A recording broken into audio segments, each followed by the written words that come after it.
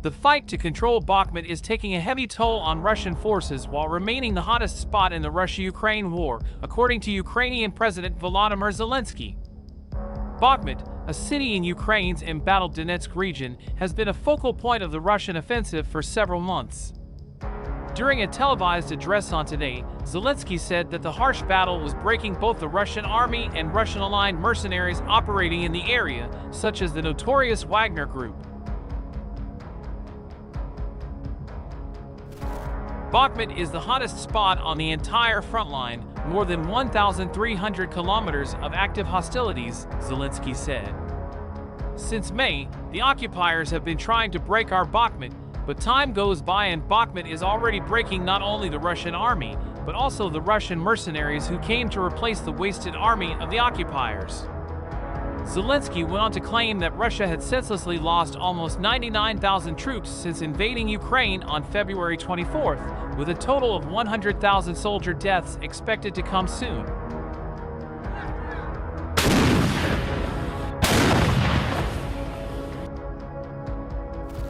A U.S. Daily Post calculation based on Ukraine's claim estimates that Russia could reach the grim milestone by Saturday, assuming an average of 577 Russian troops losses per day.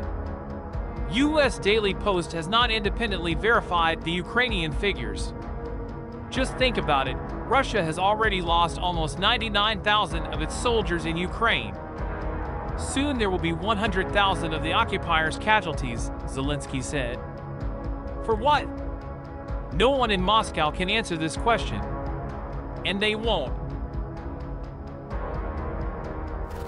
They wage war and waste people's lives, other people's lives, not of their loved ones, not their own lives, but the lives of others only because a group in the Kremlin can't admit mistakes and is terribly afraid of reality, he added. But reality speaks for itself. Ukrainian military commander Roman Kostenko recently told U.S. Daily Post that the prolonged battle in Bakhmut was evidence that Russian President Vladimir Putin had overestimated the strength of what is in reality a weak and unmotivated military.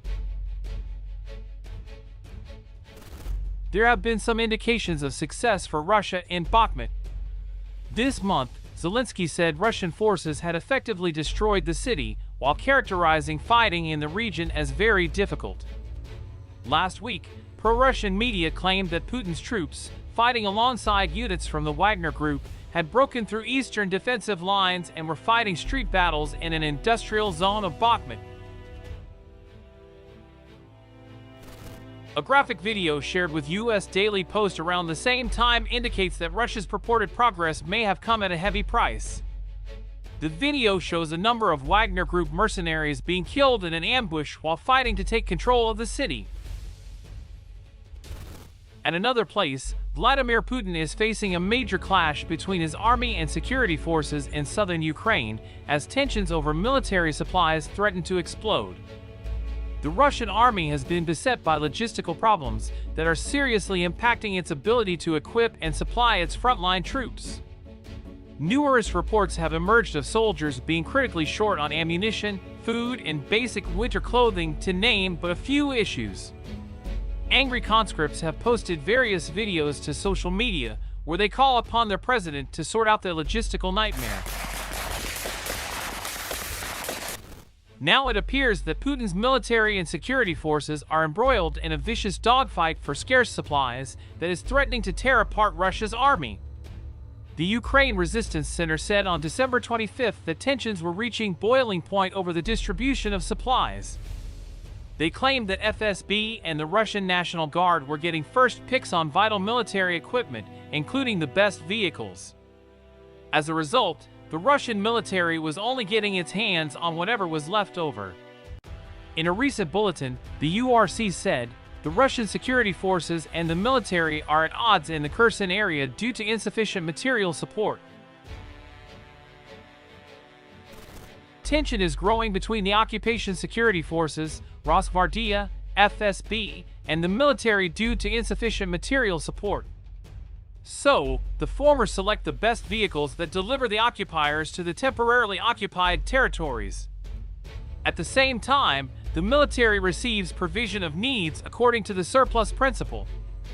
The situation is worsened by the unspoken ban on the delivery of new vehicles through Crimea, which was introduced by the occupiers.